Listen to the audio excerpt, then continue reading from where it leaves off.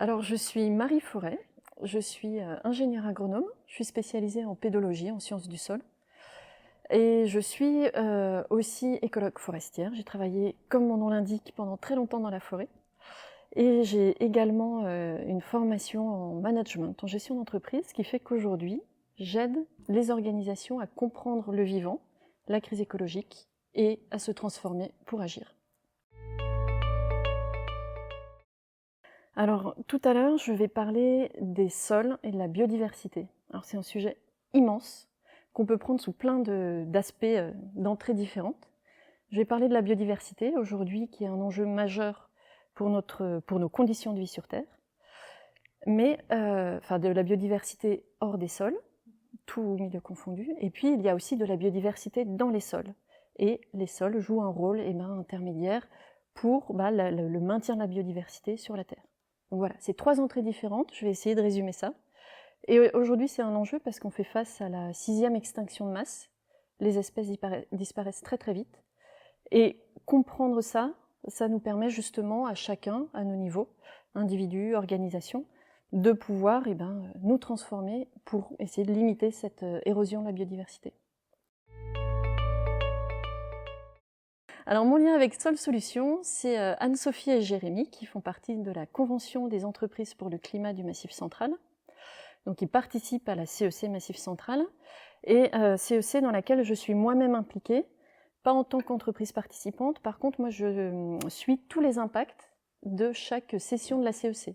Comment faire pour réunir 100-150 personnes en ayant le minimum d'impact justement sur notre milieu et en passant le meilleur moment possible. Voilà, donc c'est comme ça que j'ai rencontré Sol Solutions. Les sols, en un mot. Alors c'est justement une discussion ou des discussions qu'on a eu beaucoup avec Anne-Sophie. Sol Solutions, votre objet, ce sont les sols. Là, plutôt sous l'angle géotechnique. Il y a plein de manières d'aborder les sols. Et justement, comment faire, quel lien il y a entre cette appréhension géotechnique, physique, et puis la vie dans le sol, les différents usages du sol, autres que ceux sur lesquels Sol Solutions travaille. Voilà, il y a plein de questions, plein de champs à explorer.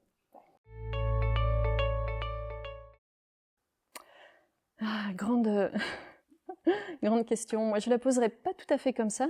C'est-à-dire que une ressource, ça va être quelque chose dans lequel on va pouvoir puiser. Et à un moment, on n'aura plus de ressources. Voilà. Aujourd'hui, on parle des ressources limitées. Dans un monde limité, les ressources naturelles ne sont pas infinies. Le sol, c'est un écosystème, c'est un organisme vivant en lui-même, avec plein de fonctions, plein de parties. On peut faire le parallèle entre le sol et le corps humain. Le corps humain, dans notre corps, on a des organes qui nous permettent de bien vivre, de respirer, d'être en bonne santé.